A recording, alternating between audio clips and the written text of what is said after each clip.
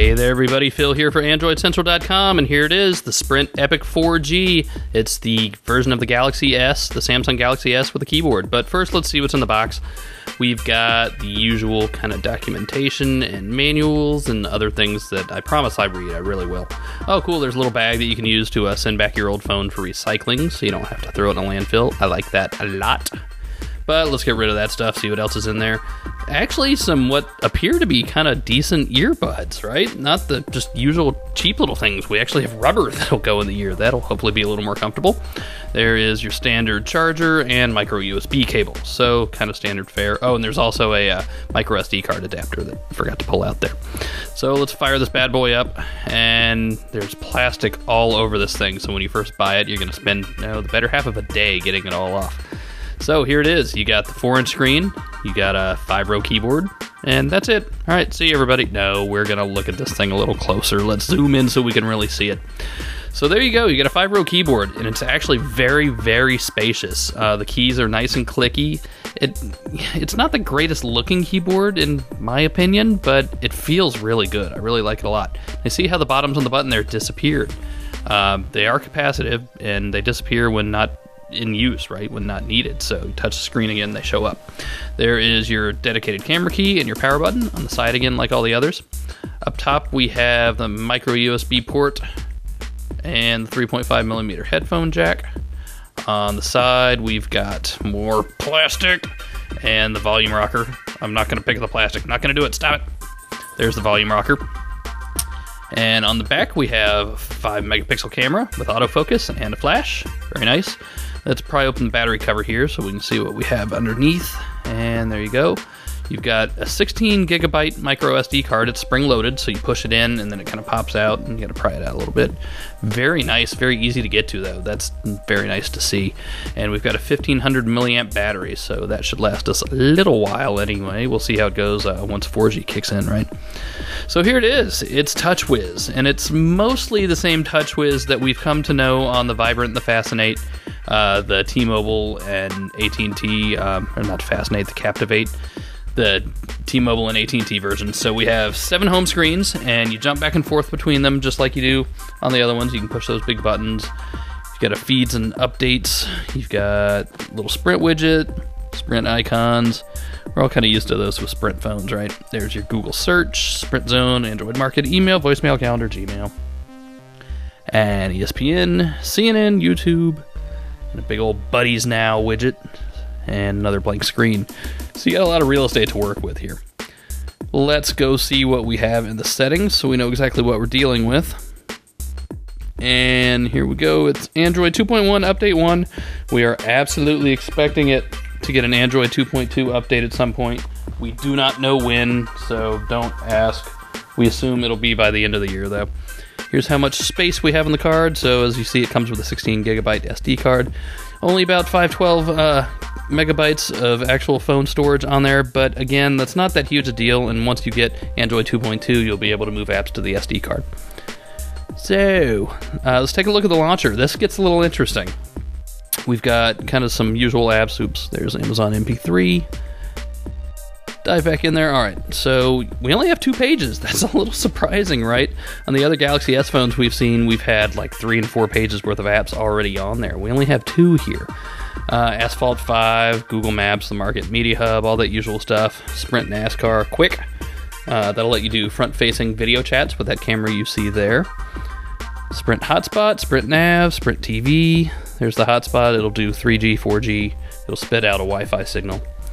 You will have to pay a little extra for that, though. YouTube, ThinkOffice free. So really, all in all, not that much bloatware on there, but really not that many apps either. What's really surprising is some of the standard Samsung stuff is missing.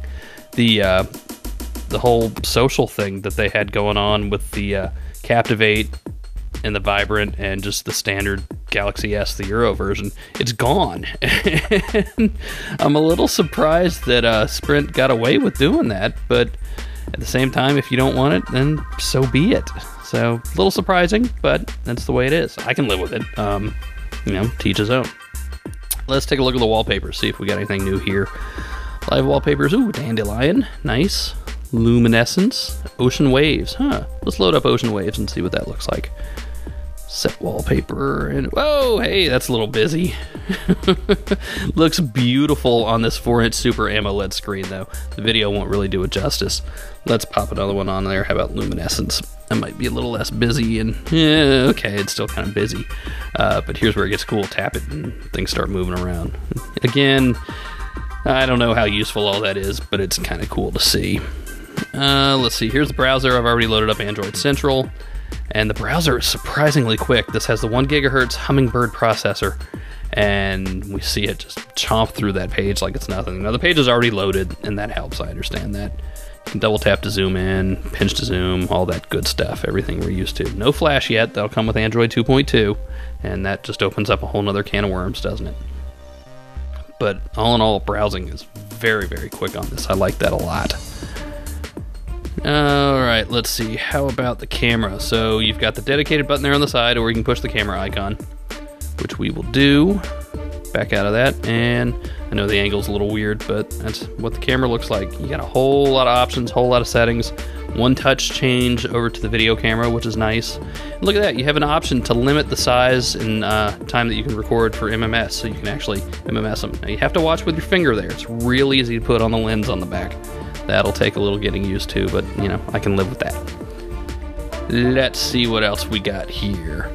So we got the camera, there's Quick. I'm not going to log in right now, but if you have an account, you log in, and you can do video chats with your friends. You can stream live, all the good stuff that we've been doing with Quick for a long time.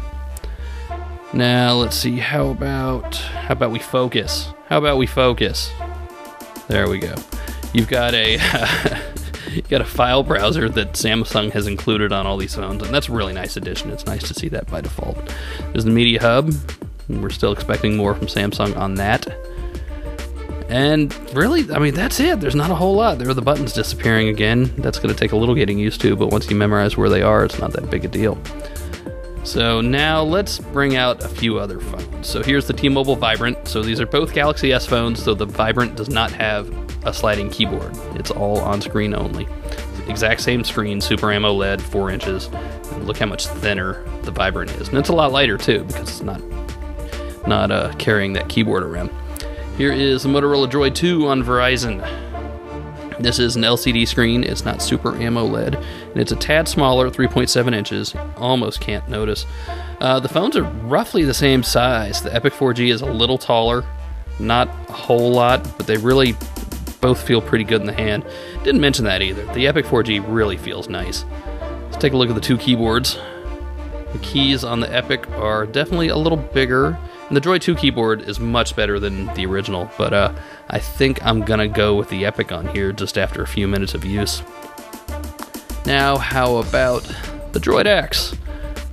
The biggest phone out there? Nope, not gonna turn on. The biggest phone out there today has a 4.3 inch screen, and in the thin part of the Droid X, it's actually thinner than the Epic 4G, but it definitely feels bigger when you're holding it. The rounded corners of the Epic really have something to do with that. I love the way it feels in the hand. Just the rounded edges make a huge difference.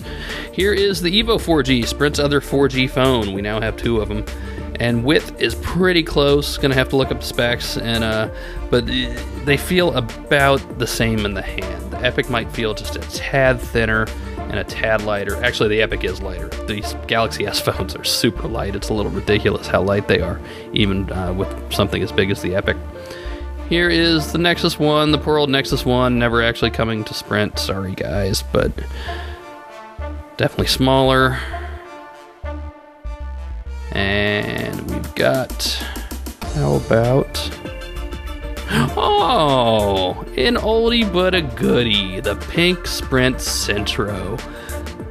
Sorry, it's my mom's. Really, it's not mine, I promise. All right, maybe it's mine. It's not mine, it's my mom's.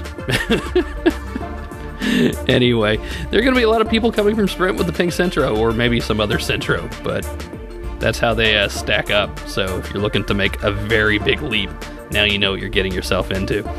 So there you go, everybody. Very quick look at the Epic 4G on Sprint from Samsung. See you later.